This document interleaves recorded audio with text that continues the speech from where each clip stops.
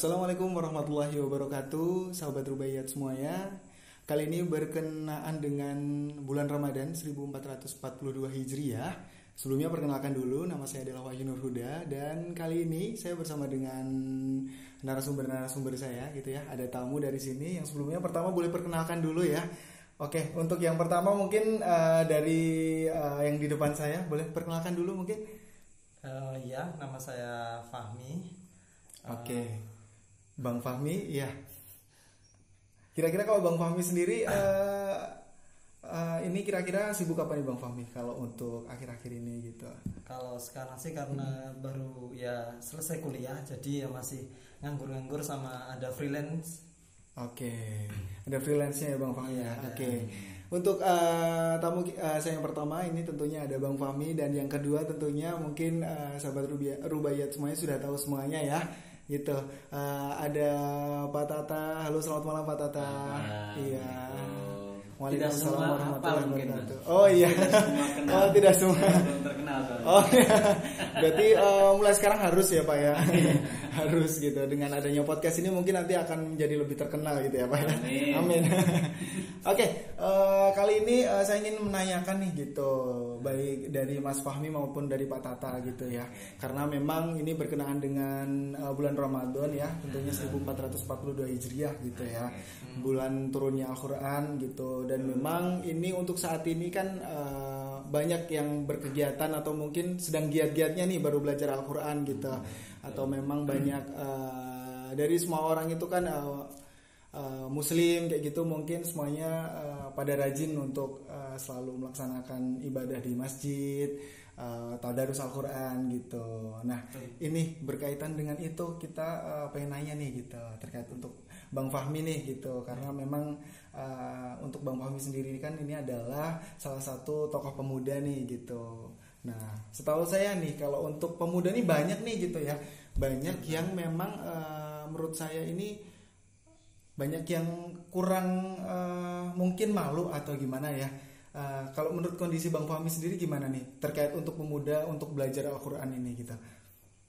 Kalau saya melihat dari sekarang tuh banyak sih teman-teman yang seumuran saya kan masih 24 ya. Mungkin di sepantaran kayak 24 ke bawah, bahkan anak SMA atau ada yang lebih daripada saya yang sebenarnya dia masih produktif sih untuk belajar, cuman banyak juga yang masih belum bisa baca Al-Quran. Ada yang belum bisa baca Al-Quran sama sekali, ada yang mungkin bisa membaca tapi makhraj dan tajwidnya masih belum benar, ada yang mungkin punya keinginan baca tapi dia tidak tahu harus belajar di mana, karena juga kadang-kadang ada yang merasa malu. Kemudian ada yang mungkin harus ada temennya kan, anak sekarang kan gitu kan, kalau anak koncone wah aku isin aku mau terus ada juga yang mungkin dia memang benar-benar nggak ada niat dan lingkungannya memang nggak mendukung untuk dia untuk belajar baca Quran, atau setidaknya punya keinginan itu udah nggak ada juga gitu. Kalau yang trauma ada Mas? Kalau yang trauma sih pernah dimarahin, pernah sih benar. Nah itu juga ada tuh, ada Pak. Jadi teman saya itu pernah ada kan TPA nih, kejadiannya sebenarnya relate banget di lingkungan saya sendiri. Ada tuh gara-gara waktu dia kecil dia belajar baca Quran masih TPA Iqra, dia gojek ya, biasa namanya anak kecil kan gojek, ketemu temannya yang cocok terus mayu runner ini gitu. Tapi tiba-tiba dari pengajar dari TPA-nya itu ya mengingatkan tapi dengan cara yang mungkin keras ya gitu ya. Jadi anak kecil itu habis dari situ dia nggak mau berangkat TPA lagi, dan akhirnya sekarang udah beranjak remaja dewasa, akhirnya ya udah. Saya pernah ngalami sih gitu Pak. Jadi memang saya juga pernah ngalami Bang Fahmi gitu. Jadi dulu waktu saya kecil gitu, saya sempet kan itu belajar di saya sebelumnya memang belajar di salah satu TPA gitu, tapi keinginan dari orang tua kan akhirnya dipindah tuh gitu. Tapi memang untuk metode pembelajarannya itu agak keras gitu ya Pak ya. Jadi sempet saya karena salah gitu kan, dia bawa kayak apa sih, kayak kayu gitu ya, rotan gitu. Iya, jadi saya salah gitu. Saya masih ingat Pak sampai sekarang, sampai saya umur 24 km. Saya sampai ingat gitu. Jadi mungkin traumanya di situ ya gitu. Tapi alhamdulillahnya traumanya nggak sampai saya harus nggak mau belajar Al-Quran lagi deh, nggak gitu, tapi akhirnya saya pindah ke tempat yang lain, memang nyaman di saya gitu. Tapi dari situ karena adanya itu ya sampai sekarang saya masih mengingatnya sih gitu. Iya gitu. Jadi memang benar ya Bang Fahmi ya, terkait untuk pemuda sekarang mungkin banyak gitu ya, memang ada yang berkeinginan itu mungkin ya Pak ya, ada teman saya beberapa gitu ya. Jadi dia memang belum bisa membaca Al-Quran gitu. Mungkin waktu kecil gitu masih ikhra mungkin ya gitu. Jadi karena usia mungkin, jadi dia malu kalau semisal dia mau belajar tapi bersamaan gitu, mungkin butuhnya private gitu kali ya. Betul. Gitu. Jadi mungkin seperti itu gitu Pak. Gitu. Kalau dari Pak Tata sendiri, apakah dari permasalahan pemuda ini terkait untuk pembelajaran Al-Quran ini ada itunya nggak sih Pak? Solusi. Ada ya solusinya nggak sih gitu? Tanggapan juga. Mungkin saya nanggapi dulu ya. Jadi memang benar ya hasil penelitian dari Institut Ilmu Quran. Jadi ternyata umat Muslim di Indonesia itu yang jumlahnya 200-an juta itu, kalau di Klaten sekitar umat Muslimnya sekitar 1 jutaan lah. Kalau dibulatkan sekitar 1 juta itu 60%-nya itu ternyata nggak bisa baca Quran Mas. Tapi itu ada yang anak-anak, ada yang orang tua, ada yang remaja, total 60% gitu. Jadi ya makanya tadi Mas Fahmi itu menyebutkan banyak yang nggak bisa baca Quran, ya memang 60% yang nggak bisa baca Quran. Jadi kalau 1 juta di Klaten itu 600.000 itu nggak pernah bisa baca Quran gitu. Atau mungkin baru hafal huruf tapi belum bisa merangkai huruf, tapi sudah bisa merangkai huruf tapi belum bisa membaca menjadi a, i, u, an, in, un dan seterusnya gitu kan. Nah itu kondisinya ya Mas ya. Nah terus persoalannya memang betul kalau sudah agak dewasa itu malu. Terus terlalu banyak kesibukan juga ya Pak. Jadi yang mungkin harus berbagi gitu ya. Kayaknya sih nggak prioritas lah gitu kan, biar urusan kerja dulu lah gitu kan. Alasannya pasti nggak sempat. Kalau anak-anak itu kan banyak alasan. Pertama memang ya banyak kegiatan, banyak temennya main di masjid, di musola, TPA, sehingga apalagi dioyak-oyak sama bapak ibunya. Belum lagi kalau mau masuk sekolah misalkan yang sekolah itu mensyaratkan harus bisa baca Quran, kan mau tidak mau harus belajar baca Quran. Benar. Kalau anak-anak udah gede kan nggak ada persyaratan baca Quran, mau kerja kan nggak ada ya. Yang penting udah kerja aja, sibuk kerja kayak gitu. Jadi mungkin mau belajar Al-Quran itu pasti bilangnya nggak sempat gitu ya. Tapi ini Pak, boleh kan soal persyaratan. Jadi di kampus saya itu kebetulan salah satu syarat untuk dia bisa sidang atau pendadaran itu adalah harus lulus PTAQ, baca tulis Al-Quran. Jadi kalau baca Qurannya dia masih belum dapat sertifikat, setidaknya dia lancar, dia nggak bisa sidang. Nah ini permasalahan yang paling banyak teman-teman saya yang belum bisa lulus tuh karena dia sidang skripsi sudah ACC sudah lulus, kemudian syarat-syarat yang lain, nilai teori dari kuliahan, mata kuliah sudah lulus semua, cuman terkendala satu, dia belum bisa baca Al-Quran. Padahal salah satu itu banyak Mas ya. Banyak. Wah itu saya mau tuh mengeksekusi anak-anak itu. Langsung ya Pak ya. Karena kami itu sudah ribuan orang itu kita bantu itu dalam waktu yang singkat ya. Karena ternyata sebenarnya memang betul banyak orang yang malu mau belajar. Tapi sebenarnya kalau mau sedikit tahu saja filosofi orang belajar baca Quran itu sebenarnya tuh tidak harus butuh konsentrasi yang terlalu terlalu fokus sudah harus butuh waktu berlama-lama, berhari-hari atau bahkan berbulan-bulan ya. Cukup satu kali duduk, kalau ada waktu khusus seharian gitu bisa sebenarnya. Karena misalnya gini kan, yang paling susah dalam belajar Quran itu kan yang paling pertama adalah menghafal huruf dulu kan Mas ya. Pak. Nah, kalau kita dengar kalimat menghafal itu biasanya kan wah menghafal kayaknya kok susah gitu kan. Padahal ternyata kan kalau kita pikir-pikir ya, kita kan sekarang hafal surat Fatihah itu misalkan ya, itu kan pernah nggak kita mengkhususkan menghafal surat Fatihah? Itu nggak pernah tuh. Nggak pernah. Kan ada orang yang hafal surat Yasin ya. Betul. Itu kan nggak pernah mengkhususkan duduk menghafal surat Yasin, itu kan nggak pernah ada gitu. Itu sebabnya apa? Karena sering mengulang-ulang masalah. Karena faktor kebiasaannya Pak ya gitu. Jadi udah gitu. Jadi menghafal huruf pun juga yang penting diulang-ulang aja gitu. Nah kalau kayak di metode kami di Bimbel Quran Berbayat itu kan ada tuh menghafal huruf itu ternyata cuma cukup di misal satu baris ba, ya, nun, ta, sa, sambil ditunjuk, dilihat, diulang-ulang saja 10 kali atau 15 kali dari kanan ke kiri, terus dari kiri ke kanan. Setelah itu diacak, hafal sendiri Mas nanti. Gitu. Ternyata gampang gitu kan. Dan itu butuh waktu untuk menghafal semua huruf itu sekitar setengah jam saja. Untuk menghafal huruf aja ya Pak ya. Baru huruf sendiri-sendiri. Nah, nanti kalau huruf itu sudah dihafal, nah baru kemudian nanti disambung. Nah, ketika disambung pun juga itu butuhnya sekitar setengah jam. Nah, nanti 1 jam itu kita sudah bisa buka Quran Mas kalau di Rubaiyat.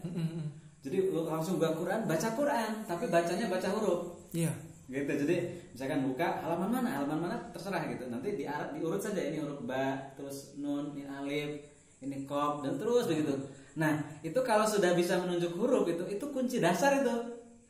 Dia sebenarnya sudah bisa baca Quran. Nanti tinggal kalau sudah lancar menunjuk huruf itu tinggal dibunyikan a, e, o, an, in, un, panjang, pendek, mati gitu kan. Berhenti, itu sebenarnya cuma bumbu aja sebenarnya. Tapi inti belajar baca Quran itu cuma menghafal huruf ya, dan mengetahui ketika disambung, kalau di depan, di awal, di tengah, cuma gitu aja ternyata. Iya.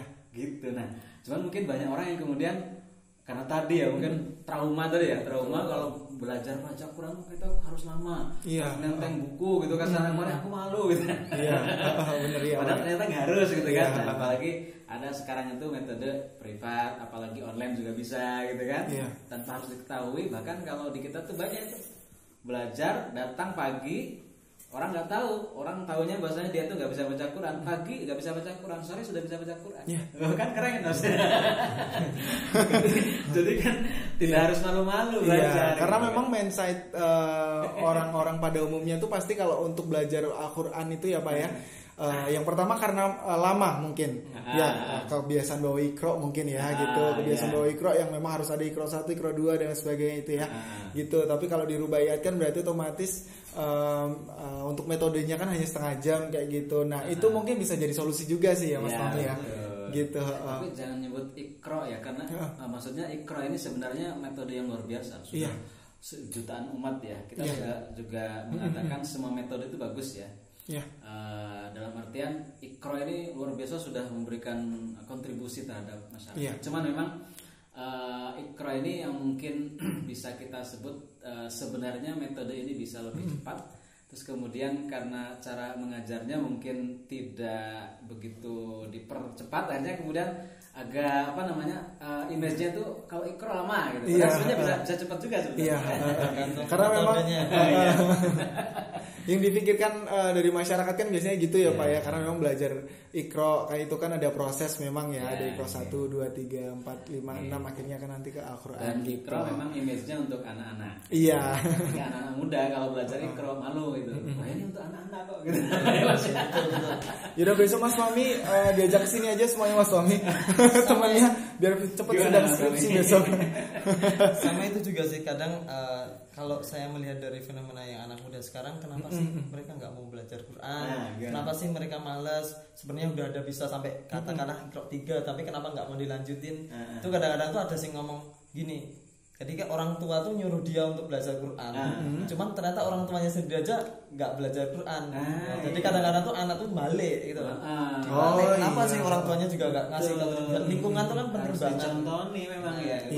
Seperti itu. Saya baru saja kemarin tuh Mas mau wisuda orang yang baru bisa baca Quran, itu dia testimoni cerita apa perubahannya Pak setelah bisa baca Quran katanya gitu. Pak, salah satunya adalah anak saya mau belajar baca Quran juga katanya.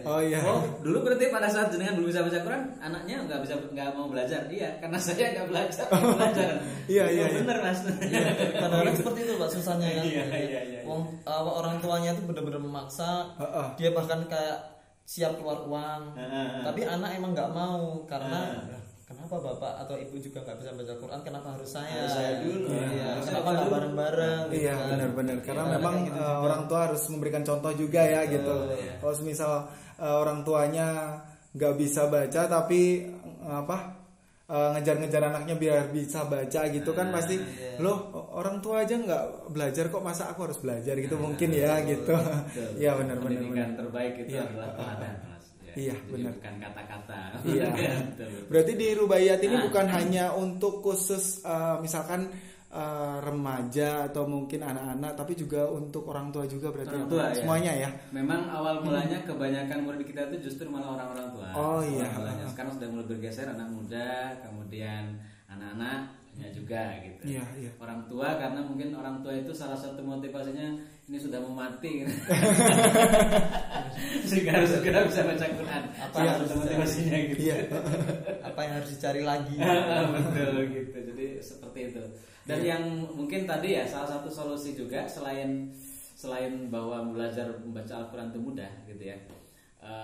Belajar baca Al-Quran itu sebenarnya bisa dibikin asik kok Mas.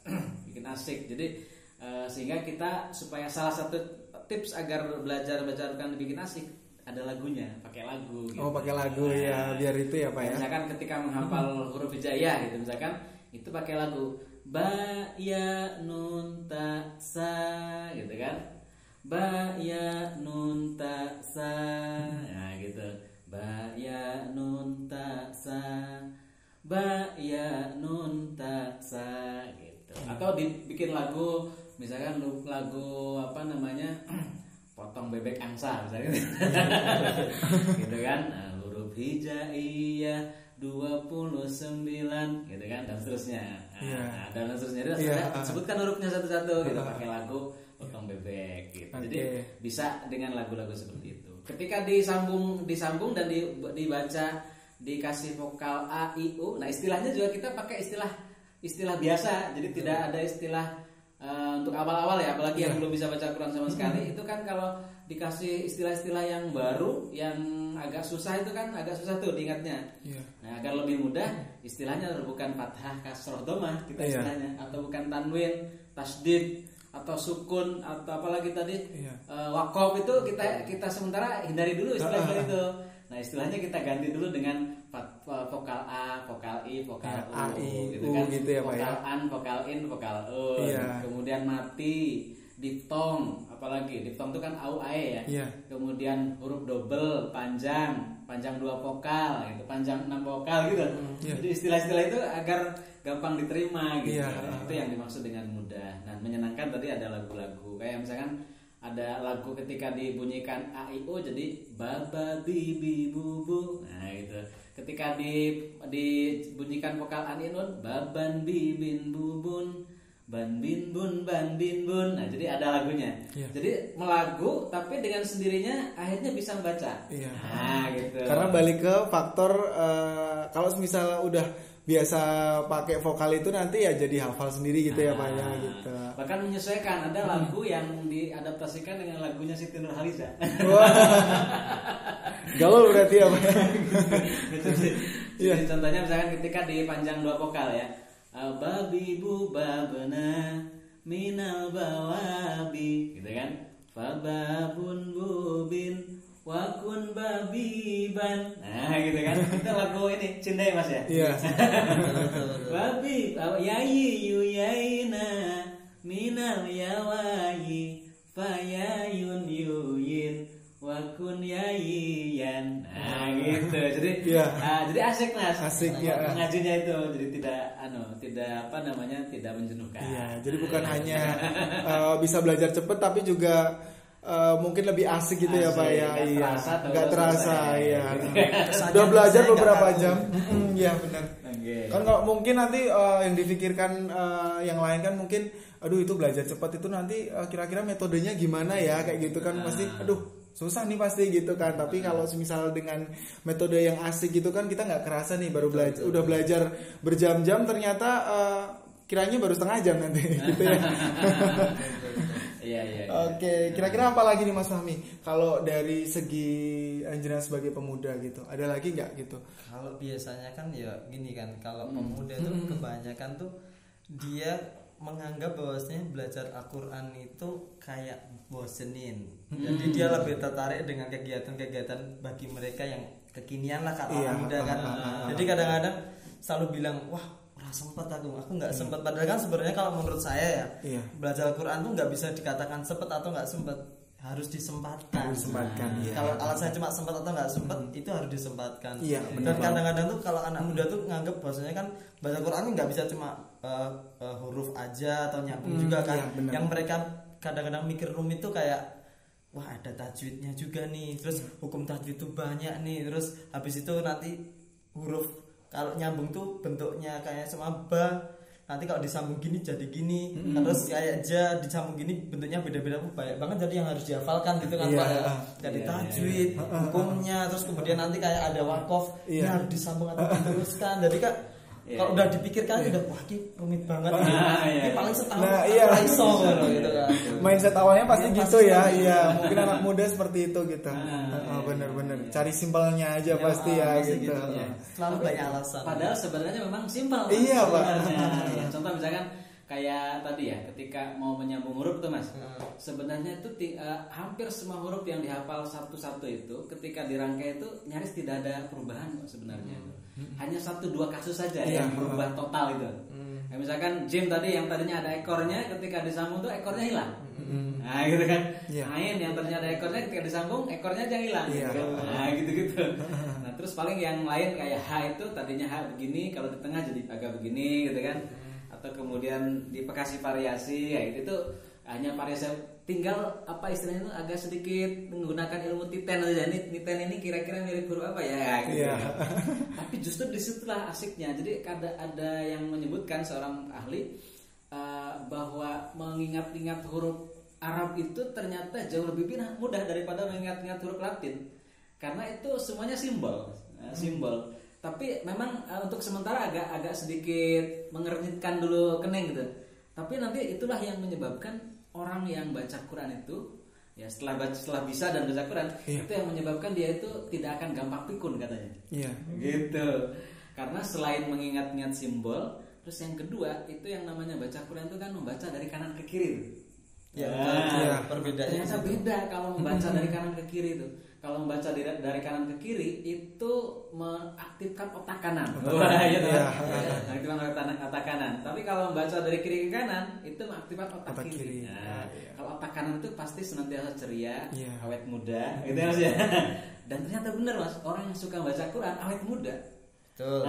Harusnya kalau anak-anak muda tahu ini, itu harusnya nanti nggak akan menjenuhkan karena ini kebutuhan. Gitu. Biar awet muda ya Mas. Kalau baca Quran biar awet muda. Gitu. Jadi bonusnya banyak ya Pak ya. Banyak. Paling sekarang banyak artis-artis, orang-orang Instagram atau apa namanya, orang-orang Instagram tuh baca Quran itu ya seperti nyanyi biasa aja gitu. Boleh kok, kan mungkin karena nggak pada tahu. Nanti kalau baca Quran di jalan apa gimana gitu kan. Nah, sebenarnya boleh kita sambil motoran baca Quran gitu kan. Hafalan aja lah, enggak masalah gitu. Atau kemudian di atas mobil, kemudian sambil duduk-duduk mendengarkan. Nah, itu kan sebenarnya asik juga kalau bahkan mirip dengan musik-musik yang selama ini kita dengar kan. Nah, tinggal kita pilih lagu yang cocok, lagu apa yang lagi pas di hati apa gitu. Kalau anak muda gitu ya. Relate. Kira-kira dibikin aja menyenangkan bosnya. Baca Quran itu seperti kita itu menyukai lagu. Gitu. Oke, benar banget. Oke, jadi memang untuk Rubaiyati sendiri ini menjembatani ya Pak ya sebenarnya. Insyaallah. Gitu. Jadi yang sebelumnya mungkin dari metode pembelajaran yang sebelumnya mungkin mindset ya, mungkin mindset orang-orang masing-masing gitu. Yang sebelumnya mungkin mikirnya aduh ini ribet nih kayak gitu, harus lama, harus rumit, harus itu kan mungkin, tapi bisa menjembatani kalau misal mungkin dari temennya Mas Fahmi ini juga bisa loh Mas ya, besok bisa disampaikan juga.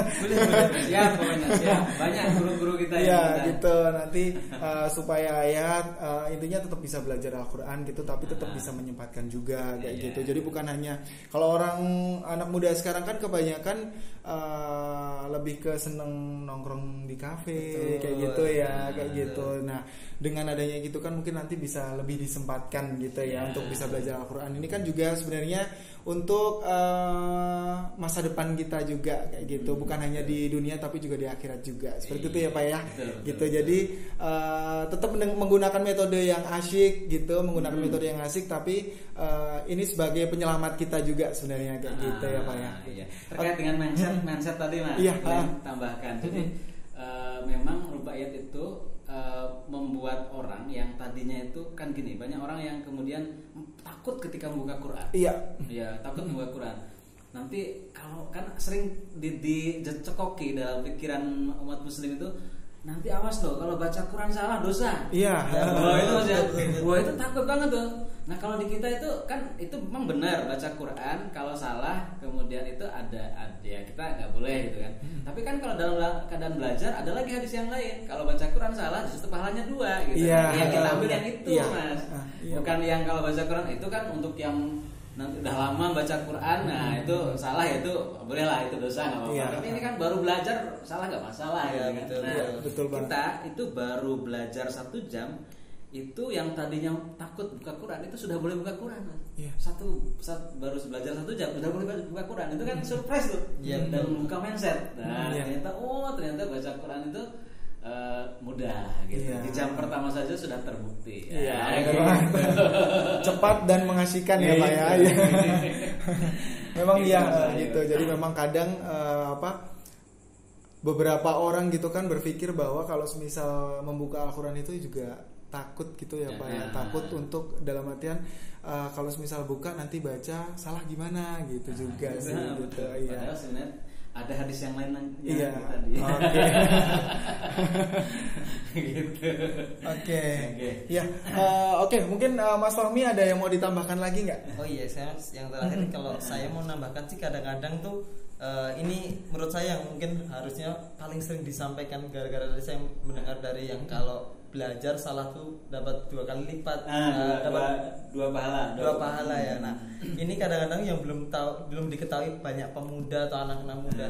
Apa aja sih sebenarnya keutamaan baca Quran? Apa aja sih kebaikan dari baca Quran, belajarnya, terus Allah tuh ngasih pahala apa aja sih ketika kita baca Masya Quran Allah, dari belajar sampai kita baca sampai kita menghafalkan atau mentadabbur itu apa aja sih pahalanya, apa aja efeknya, itu secara real dan secara agama itu apa aja gitu. Oke, Masya Allah. Pertanyaan. Iya, pertanyaan. Oke. Teman-teman saya juga tahu gitu maksudnya. Oke.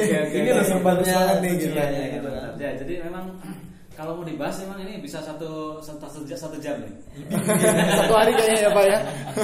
Tapi mungkin kita sih ambil saripatinya aja. Jadi memang ini harus tahu nih anak muda ini bahwa membaca Quran itu ada banyak kebaikan yang kita dapat, baik itu secara langsung di dunia ataupun di akhirat. Iya. Secara langsung saat itu juga atau nanti beberapa hari setelah itu ada efek manfaatnya. Nah, manfaat yang pertama tentu tadi pahala. Jadi kalau membaca Al-Quran itu 1 hurufnya itu akan mendapatkan 10 kebaikan. Nah, itu. Padahal kalau baca Quran itu kan 1 halaman saja itu ada 500 huruf Mas. 500 huruf itu nanti kalau kali 10 kan udah 5.000 5.000 kebaikan 1 halaman itu Pak. Bismillah juga udah banyak. Oh, Bismillah itu Bismillahirrahmanirrahim kalau nggak salah 20 huruf itu. 20 huruf itu udah 200 kebaikan 200 itu kebaikan, baca ya. Bismillah. Sepanjang jalan baca Bismillah terus berarti kan. Iya. Gak apa-apa kan ya. Fatihah aja enggak apa-apa ya Pak. Sudah 5.000 1 halaman. Belum lagi kalau di bulan Ramadan bisa 700 kali lipatnya dari hari biasa. 5.000 kali 700 udah kalau nggak salah 3,5 juta Mas. Iya, betul. 1 halaman loh. Iya, betul. Oh, luar biasa banyak banget itu. Iya. Ya, ini dari sisi pahala Iya. gitu kan. Terus lagi dari sisi tadi, jadi kalau belajar itu jangan khawatir dapat malah 2 kali pahalanya, 2 kali lipatnya dari orang-orang pada umumnya. Kemudian yang selanjutnya lagi orang yang baca Quran itu Allah akan berikan rahmat. Nunazzilu minal Qur'ani ma huwa syifaa'un wa rahmat. Ya, jadi akan berikan rahmat. Rahmat itu apa sih? Rahmat itu kasih sayang Allah, dimudahkan rezeki, kemudian dimudahkan jodoh, dimudahkan utang lunas, gitu Mas. Itu dengan sendirinya, apapun lah bentuknya, itu mungkin dimudahkan pekerjaan, apapun lah gitu. Itu berawal dari membaca Al-Quran. Termasuk juga syifa itu obat gitu. Jadi tidak hanya obat yang sifatnya ketentraman jiwa, jadi yang tadinya galau kemudian menjadi tentrem, nggak galau, itu obat juga ya. Tapi ada juga obat yang sifatnya fisik, Mas. Jadi saya pernah mendapatkan cerita kan, biasanya kalau ada wisuda orang yang nggak bisa, tadinya nggak bisa menjadi bisa, itu kan kita tanya-tanya, apa Pak perbedaannya antara setelah bisa baca Quran dengan sekarang dengan baca Quran gitu kan. Nah terus dia cerita, ternyata dulu tuh Pak, saya sebelum baca Quran itu sering ini kecetit katanya, ini sering saraf kejepitan sering datang ke rumah sakit. Setelah baca Quran tiap hari, saya nyaris tidak pernah ke rumah sakit. Masya Allah. Nah, itu kan berarti kan syifa itu. Benar-benar syifa yang menyembuhkan sakit gitu kan. Nah itu apa namanya, kelebihannya. Dan banyak lagi yang lainnya. Kalau di akhirat nanti akan mendapatkan apa namanya keistimewaan tersendiri di hadapan Allah Subhanahu wa taala. Apalagi kalau hafal Quran. Dan disebutkan kalau di akhirat itu kalau orang membaca Al-Qur'an itu akan semakin naik derajatnya. Katanya Iqra wartaqi. Jadi semakin banyak yang dibaca di dunia ini Al-Qur'an, maka semakin naik derajatnya. Semakin banyak yang dibaca gitu, derajat di surganya. Gitu. Tapi kalau yang dibaca sedikit ya semakin rendah gitu. Ini luar biasanya di situ, Mas. Apalagi kalau dihafal. Wah, itu kalau dihafal itu dapat mahkota orang tuanya kita. Kemudian kita dituntun di hadapan Allah kayak di wisuda itu, Mas. Wah, luar biasa itu kalau orang kebanggaan tersendiri ya, gitu. Oke. Ini nih pembahasannya alhamdulillah ya, ini sangat menyenangkan sekali gitu ya. Alhamdulillah. Bersama dengan Bang Fahmi dan juga Pak Tata juga tentunya gitu. Oke, sebelum ini saya tutup nih Pak Tata, mungkin ada yang mau disampaikan dari Pak Tata gitu untuk semuanya pendengar yang ada di sini gitu mungkin. Ya, jadi kami sebenarnya sudah membimbing ribuan orang, bahkan kalau buku itu sudah ada 200.000 buku yang tersebar di seluruh Indonesia yang kita cetak, itu buku metode rubaiyat gitu. Dan 200.000 itu berarti sudah merasakan manfaat daripada metode rubaiyat. Nah, khusus di Klaten ini kita sudah melakukan itu di masjid-masjid, dan bahkan kalau ingin lebih tidak hanya di masjid nih Mas, kita ada bimbingan juga di hotel. Tidak harus di masjid nih, kalau misalkan malu di masjid ya boleh juga di rumah, boleh juga di kafe. Dipanggil bisa ya Pak ya? Dipanggil juga boleh. Masya Allah. Belajar, dan itu ada paket sehari bisa baca Quran. Ada juga paket privat, ada juga paket reguler yang mungkin harus 4 atau 6 kali pertemuan gitu kan, dari 0 sampai bisa. Boleh kunjungi bimbelquranrubaiyat.com. Nah, di situ ada informasi lengkap dari kami, atau channel Bimbel Quran Rubaiyat. Di sini ada video-video tentang tutorial dan cara belajar membaca Al-Qur'an. Masya Allah. Gitu. Oke, jadi ini sebagai penjembatan ya sebenarnya teman-teman semuanya gitu. Jadi memang yang pengen belajar nih mungkin gitu. Jadi yang sekiranya malu atau mungkin pengen belajar tapi karena keterbatasan waktu mungkin ya nanti bisa sebagai penjembatan juga kayak gitu. Oke. Terima kasih untuk Bang Fahmi dan juga Pak Tata sudah meluangkan waktu nih gitu ngobrol-ngobrol bersama saya gitu ya. Oke. Terima kasih semua pendengar, jangan lupa untuk subscribe dan juga like, share dan komen juga tentunya di channel ini gitu ya. Terima kasih dan assalamualaikum warahmatullahi wabarakatuh. Waalaikumsalam warahmatullahi wabarakatuh.